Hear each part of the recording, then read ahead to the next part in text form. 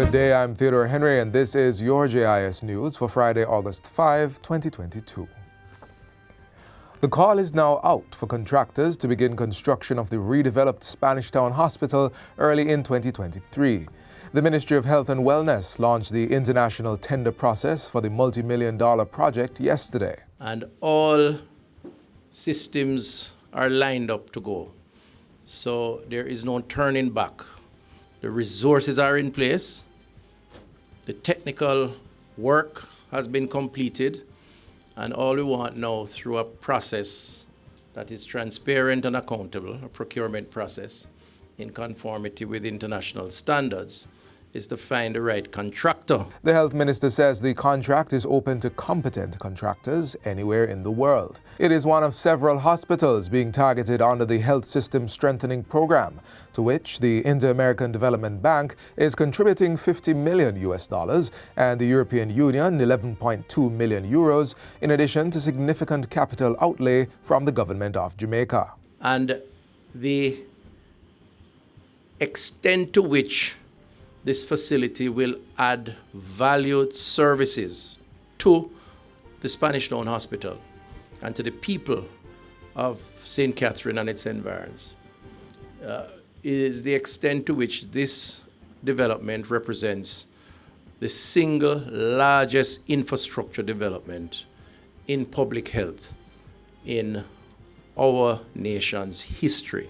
A brand new 6-story building will be constructed and connected to the existing structure by a skywalk. It will include upgrades to established areas such as accident and emergency, radiology, outpatient service, pharmacy, endoscopy, the surgical suite, medical records, high-dependency unit, a central sterile service department, underground staff parking lot, and other features. It will also allow the Spanish Town Hospital to offer new specialized services such as neurology, cardiology, urology, oncology, and psychiatry.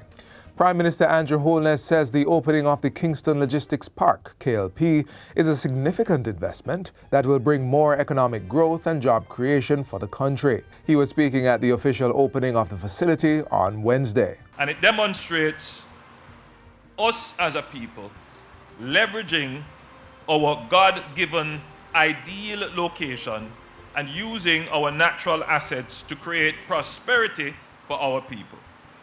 This development means more foreign exchange earnings and higher quality jobs. The Kingston Logistics Park incorporates 18,000 square meters of warehouse space. It falls under the wider Logistics Hub Initiative, LHI, and is designed to position the country as a global destination in cargo transshipment and logistics services. The park includes a border protection center, which houses the Jamaica Customs Agency, JCA, as well as the Container Security Initiative, which is a collaboration between the JCA and the United States government. The Prime Minister says the park represents the first phase of 9 acres of near-port logistics facilities and is built to the standards and codes of world-class logistics hub operations. Government is working with stakeholders to develop a shared database to target human traffickers. To facilitate the process, a Memorandum of Understanding has been signed among the membership of the National Task Force Against Trafficking in Persons, NATFATIP. Minister of State in the Ministry of National Security, Xavier Main, says it will provide centralized access to data to ensure a more comprehensive, sustained and effective system for combating trafficking in persons. The State Minister gave the update during a Trafficking Conversations event held recently at the Office of the National Rapporteur on Trafficking in Persons. The NATFATIP is comprised of approximately 24 entities, ministries, departments, and agencies of government, in addition to non-governmental organizations, all of which generate and receive data from various sources. Mr. Main says this arrangement is suboptimal as it leads to data duplication, outdated information, inaccuracies, and low-quality data input and output. With the signing of the MOU, he says it now falls on the relevant agencies to ensure they are all on the same page regarding standards and best practices and sharing important intelligence and resources.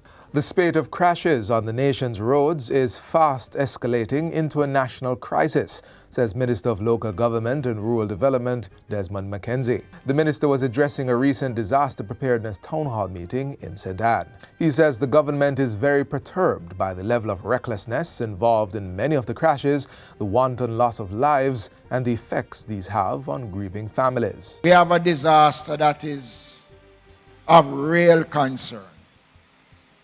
A man-made disaster which is out of indiscipline, ignorance, and disregard for the rules of the country. And we are paying a severe price for this level of indiscipline that has taken over our roads. We are losing lives. The minister says the time is now ripe for a fully fledged public education campaign on road usage. He is urging members of the public to utilize the power of social media to both highlight and promote ways of preventing the carnage taking place on roads across the island. In the same way in which we use social media and other forms of information to be critical and raise concerns about issues. Let us start a campaign in this country about the carnage on our roads and what we as Jamaicans can do and is prepared to do. Minister McKenzie is also calling on public transport operators to be more responsible in executing their duties. He also insists that commuters must take a stand against traveling in vehicles that have shown a blatant disregard for road safety. And finally, the Ministry of Labour and Social Security is advising members of the public that Monday, August 8th, is a normal working day. In response to queries from members of the public, the ministry points out that Section 2 of the Holidays Public General Act and the schedule to this act provide that Independence Day shall be celebrated on the 6th day of August, and where that date is on a Sunday, Independence Day is to be observed on the following Monday. However, as August 6 falls on a Saturday this year, the following Monday, August 8, will be a normal workday. And that's it for JIS News Today. I'm Theodore Henry. Thanks for watching.